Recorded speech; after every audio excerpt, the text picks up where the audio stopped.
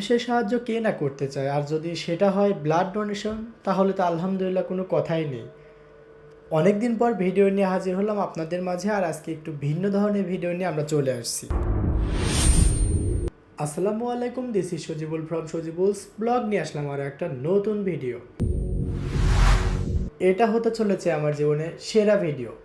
কলেজে অবস্থান করতেছিলাম, তো এমন সময় বন্ধু আমাকে কল দিল, এক ভাইয়ের এবি পজিটিভ ব্লাড লাগবে। তো সেই পরিপ্রেক্ষিতে আমরা সব কিছু গুছিয়ে বলতে আমরা মানসিকভাবে প্রিপারেশন নিয়ে আমরা হসপিটালের দিকে রওনা হচ্ছিলাম। সঙ্গে সঙ্গে গিয়ে আমরা ভাইয়ের সঙ্গে দেখা করি। ভাইটি অনেক বিপদে থাকলেও তার ব্যবহার আলহামদুলিল্লাহ অনেক ভালো ছিল। তো আমাদেরকে একটা ডাব দিল খাওয়ার জন্য, আমরা দুজন ভাগাভাগি করে নিলাম, যদিও এটা ইয়াসিনের ছিল। তো আজকে ব্লাড ডোনেট ইয়াসিন করবে, আর আমি কিছুদিন আগে দিছিলাম আর কি।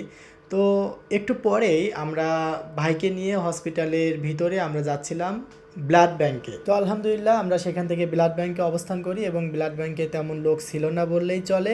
তো খুব ভালোভাবে এক ভাই মানে যেখানে কর্মরত ছিল উনি খুব ভালোভাবে ব্লাডটা নিচ্ছিলেন, এবং ব্যথা নাই বললে চলে। এবং আমাদের মধ্যে হয়তো কিছু ভাই বোনদের ধারণা থাকতে পারে যে আসলে রক্ত বা ব্লাড ডোনেট করতে হয়তো অনেক সমস্যা বা অনেক কিছু সাফার করতে হয়।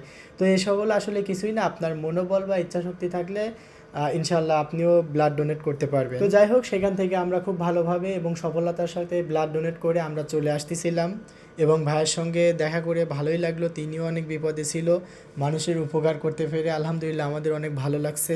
ভিডিওটি ধারণ করার একটাই উদ্দেশ্য, মানুষকে রক্তদানে উৎসাহিত করা। সুস্থ শরীর এবং সুন্দর মন থাকলে আমি সাজেস্ট করবো আপনি অবশ্যই রক্তদানের মতো একটা মহৎ কাজ করে মানুষের পাশে দাঁড়াবেন। তো আজকের ভিডিওটি ছিল এই পর্যন্তই। সবাই ভালো থাকবেন, সুস্থ থাকবেন। আসসালামু আলাইকুম অ্যান্ড আল্লাহ হাফেজ।